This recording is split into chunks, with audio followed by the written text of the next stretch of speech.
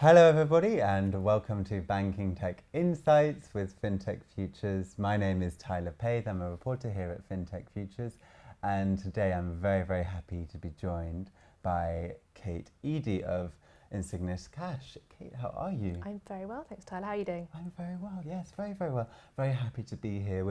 We've managed to steal a little moment in the middle of a very busy Banking Tech Insights event. It's going really well. Yeah, absolutely. Yes, I've had some great conversations so far, and I can't wait to see where it goes. We're here to talk about a little bit about you, a little bit about Insignis Cash as well. Maybe before we get going, can you just give us a little bit of a brief on what Insignis Cash is? So Insignis Cash is a cash management platform. We allow clients to access thousands of savings products all on one platform. So we work with over 45 plus different banks who offer their savings products on our platform. So a client has access to 3,500 savings products all in one place. So we work a lot with financial advisors, wealth managers, treasury functions, finance teams who introduce their clients or their businesses to us. So maybe as an example, Tyler, imagine you have a very high growth successful fintech company, I'm sure you will in the future. You've just raised your Series B financing round, you've got £15 million. Instead of previously maybe depositing it into your existing current account, maybe Silicon Valley Bank, ? Instead you come to us and you say, look, I've got this money, I know I need a tranche of it in the near term, but the extra 10 I know I won't need for the next 3, 6, 12 months. We will help you place that across multiple different banks. One, it hugely helps you diversify your risk. So instead of having it in that one bank, it's across a multitude of banks. You get better rates on that cash. So instead of earning very low rates in a current account or a limited savings account, you get better rates, and therefore you get far greater interest return on that cash. Maybe gives you a bit more runway, saves for an extra developer, whatever it might be, provides you additional income. Then you get to the end of your the life cycle of your business, you sell it, hurrah, the exit is huge, and you go, my goodness, I don't want to think about anything else, I just want to put all that exit into cash while I go on my mega trip. Again, we are there to help as an individual to put that cash across multitude of banks. So it's saved there, ready for you when you come back from your trip and you choose to invest it wherever next. So kind of a big savings platform for companies, individuals, charities, pensions, the like. That's really fascinating, and it by the sounds of it makes the money almost work harder in a way, while, as you say, de-risking operations and exactly capital. That. So you get to diversify across many banks, increase the rates you're getting, get a far better return, and in a lot of cases saves either the business, the individual or the financial advisor a huge amount of time, because you're logging into one place to just at the click of the button move those funds to different banks, as opposed to having to shop around, open accounts, close accounts, particularly when interest rates are moving, and even more so over the last couple of years moving fairly dynamically. Instead of doing all that lifting and shifting, you can just log in and get the best rates in the market all in one place. And I think that really answers a major call in the industry right now for consolidated solutions with as furthest reach as possible, right? A little, when we were discussing off camera, just before we started the interview, you told me a little bit about just how quickly Insignis Cash is moving. You've been with the company since August 2021, I believe, and you started as Chief of Staff. Maybe you can tell us a little bit about your own history, because I realise that you've been in the industry for quite a while now, and you've had quite a few very interesting experiences. Can you tell us a little bit about who you are, what your position at Insignis Cash is, and how you sort of apply your past experiences to your current remit? Yeah, sure. So I guess maybe starting at the beginning of your career, started out in asset management out in Asia, predominantly across Hong Kong and Shanghai. So really felt the kind of asset management and part wealth side out there. Came back to the UK and joined Deloitte in a tech consulting role, working predominantly with big banking clients, and started to move towards the fintech space in that arena as banks was becoming more and more prevalent, how fintechs were eating their lunch, as it was called then now. I think we've progressed a lot since then.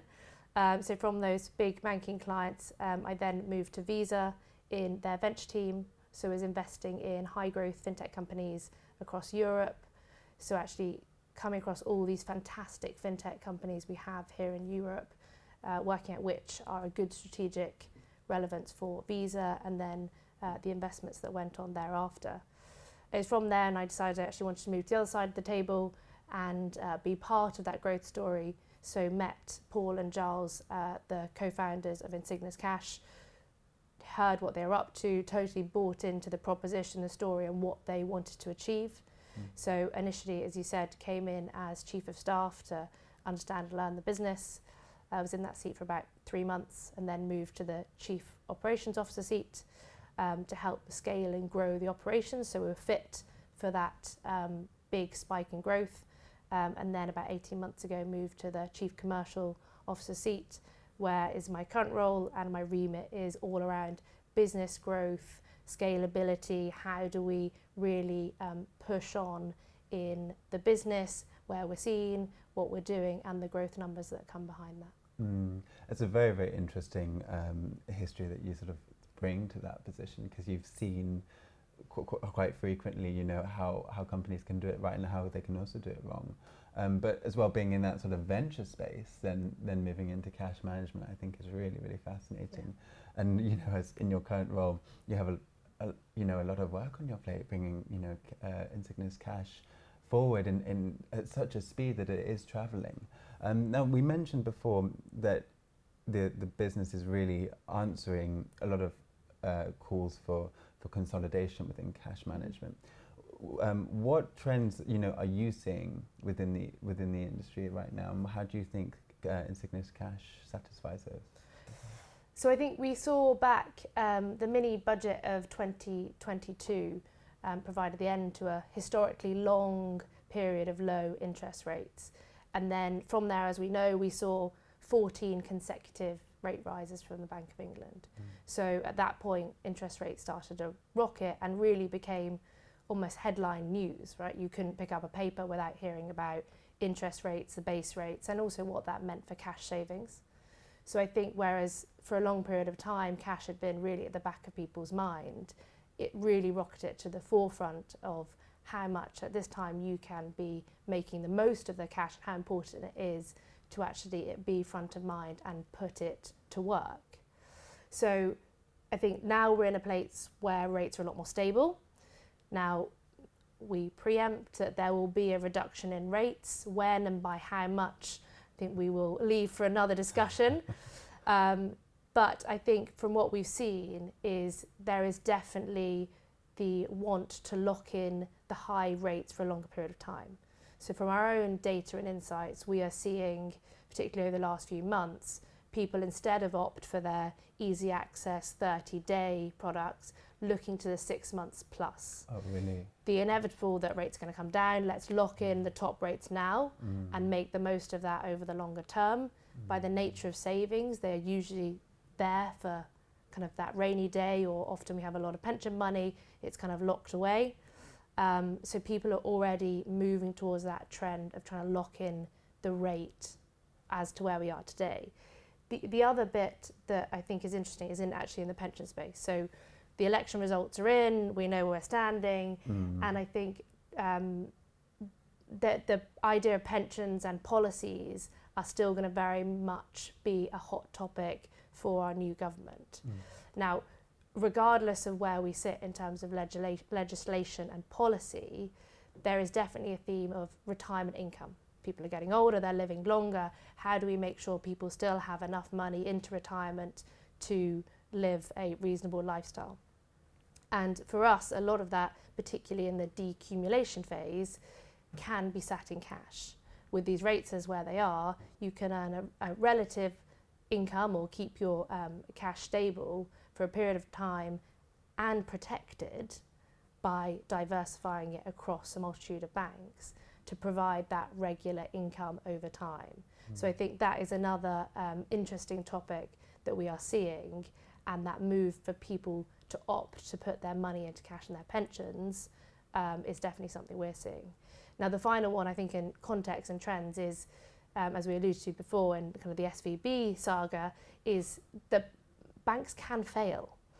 And as much as we like to think there's no too big a bank to fail or markets don't impact, it does. I think it's just a stark reminder to particularly businesses out there that these banks can come into difficulty and you don't want to be on the wrong side of that.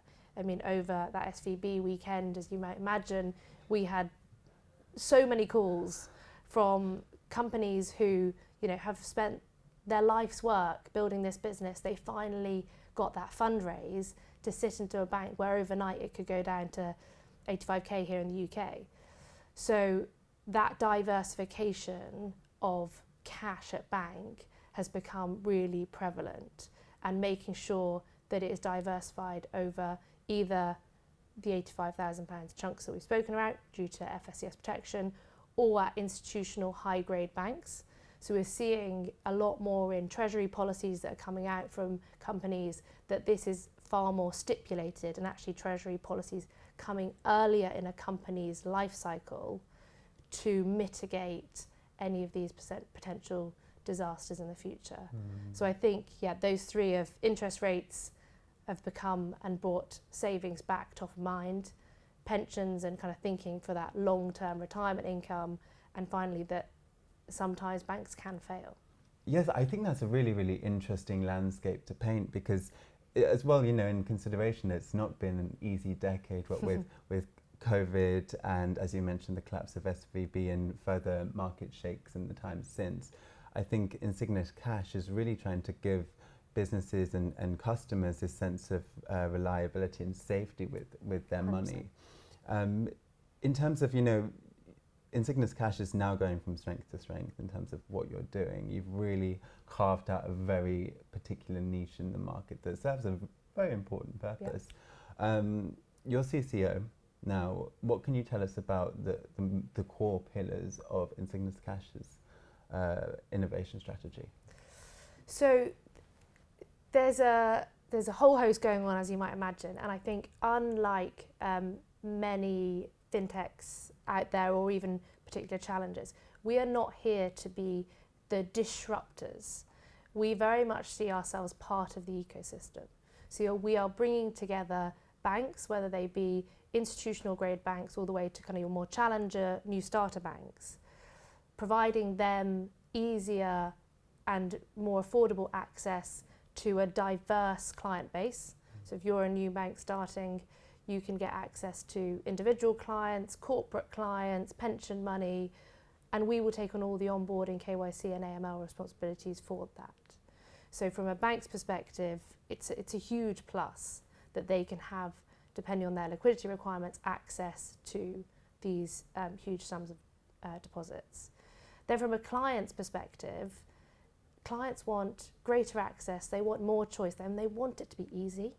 And that is exactly what we are bringing. So whether you are that individual client or you're the CFO, finance director, treasury, we all want our lives to be a little bit easier, but still have the protection and return that we have come to expect.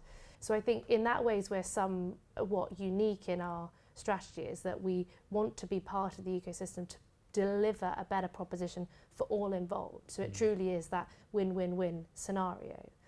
I think the other element in terms of our innovation strategy, and I think this is a slight nuance in some ways, is we don't want to replace human advice. So we have a huge distribution of fantastic financial advisors, wealth managers here in the UK. Personally, and this is the view of me, that you still sometimes want a human response to, I've just inherited this money, what do I do next? I've just sold my house for this amount of money, what do I do next? So I think we are very human-centric in terms of wanting to distribute through those individuals who are in a trusted, regulated environment, but also from our own client services perspective.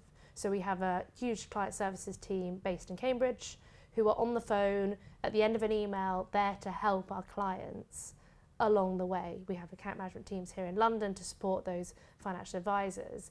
And I think that human-centric nature is quite key to our strategy, unlike potentially some other companies out there. I think the other bit on kind of, I guess, a more AI-related element is a lot of the work we do in-house, and we build all our own tech. It's our own proprietary tech stack, which we're hugely proud of, is utilising tools like AI and what that can leverage to enable the humans involved to be just more value add. So we're not doing the repetitive tasks, we're utilising AI to make it all more efficient. So whether that's you come and we work out what portfolio it is, there's an algorithm that will help you do that, opposed to needing a manual process on every occasion. So I think it's that hopefully beautiful combination between human and tech that can provide kind of the growth of where we're going and what we want to achieve. That's really, really fascinating, and I'm really glad to hear that you're talking about the importance of this human element. I think if there's one thing that we've picked up during this Banking Tech Insights is that it's really, really good to move fast, but to do it in a very controlled and very specific and targeted way.